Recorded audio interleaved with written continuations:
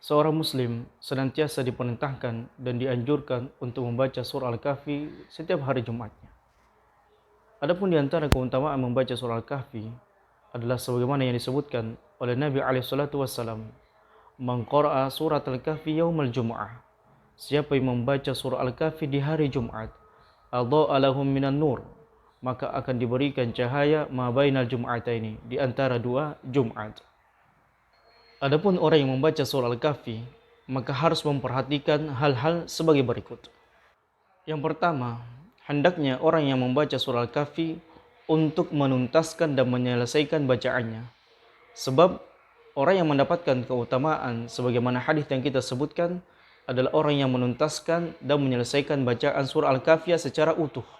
Bukan sepotong-sepotong membacanya di awal atau membacanya di akhirnya. Karena para ulama mengatakan siapa yang membaca surah Al-Kahfi hanya sepotong-sepotong, maka sungguh dia telah berbuat sesuatu yang baru di dalam agama Allah Subhanahu wa taala. Poin yang kedua, disyariatkan dan diperintahkan membaca surah Al-Kahfi di hari Jumat, yaitu di pagi harinya kah, di siang harinya, di sore harinya, atau menjelang waktu maghrib.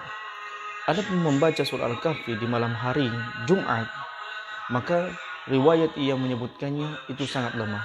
Sehingga apabila seseorang ingin mendapatkan keutamaan membaca surah Al-Kahfi, hendaknya dia membaca surah Al-Kahfi di hari Jumat, bukan di malam Jumatnya. Barakallahu fikum. Adapun mengkhususkan membaca surah Al-Kahfi di waktu asar, maka ini tidak ada dalilnya dari Nabi SAW, begitu pula yang menguatkannya dari perkataan para ulama. Dianjurkan membaca surah Al-Kahfi siapapun di antara kaum muslimin, laki-laki, wanita, anak kecil maupun orang dewasa, orang yang musafir ataupun tidak. Dan bahkan wanita yang haid boleh membaca surah Al-Kahfi asalkan mereka tidak menyentuh langsung mushaf tersebut dengan menggunakan sapu tangan atau yang lainnya. Poin yang berikutnya, tidak ada keterikatan antara membaca surah Al-Kahfi dengan waktu sholat Jumat. Karena sebagian manusia membaca surah Al-Kahfi ketika menjelang melaksanakan sholat Jumat atau ketika imam atau khatib naik ke mimbar. Maka ini tentunya merupakan kesalahan di dalam memahami hadis Nabi SAW. Sebab anjuran membaca surah Al-Kahfi di hari Jumat, apakah ia menyaksikan atau yang melaksanakan sholat Jumat atau tidak. Sebab wanita tidak melaksanakan sholat Jumat.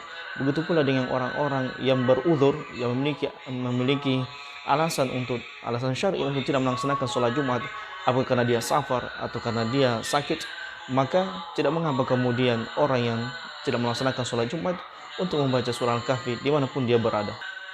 Poin yang berikutnya, dibolehkan untuk membaca dan mendengarkan bacaan surah Al-Kahfi melalui media yang lainnya. Apakah melalui media HP, media radio, atau yang lainnya. Yang jelasnya dia mampu menyelesaikan bacaan surah Al-Kahfi. Adapun yang lebih utama adalah membaca dan menghafal surah Al-Kahfi dengan penuh tadabbur dan penuh dengan penghayatan dan memahami makna-maknanya. Diperbolehkan memecah-mecah bacaan surah Al-Kahfi.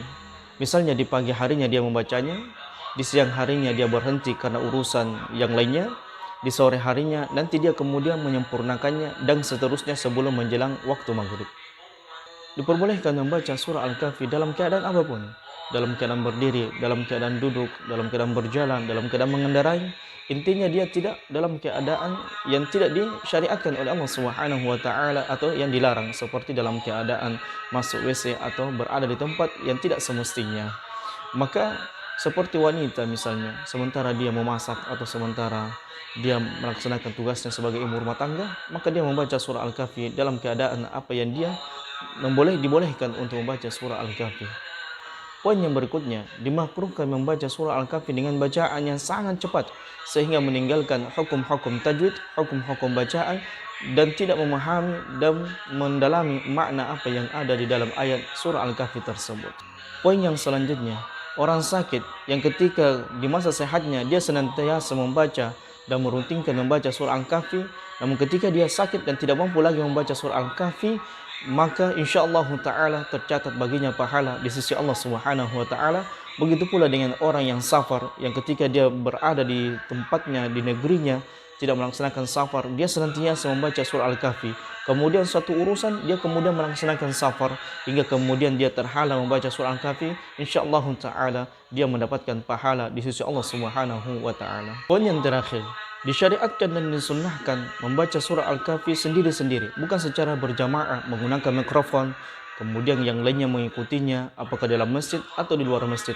Maka tentunya ini adalah merupakan perkara yang menyelisihi sunnah Nabi SAW yang sebaiknya ditinggalkan dan tidak dilakukan. Karena Nabi SAW bersabda, "Man amila amalan laisa alaihi amruna fahuwa raddun."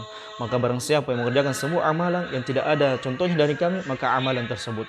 Maka inilah merupakan di antara hal-hal yang perlu diperhatikan ketika kita membaca surah Al-Kahfi, agar kita mendapatkan keutamaan membaca surah Al-Kahfi, yaitu mendapatkan cahaya antara dua Jumat. Semoga kita bisa mengamalkan dan membaca surah Al-Kahfi setiap Jumatnya. Barakallahu fikum.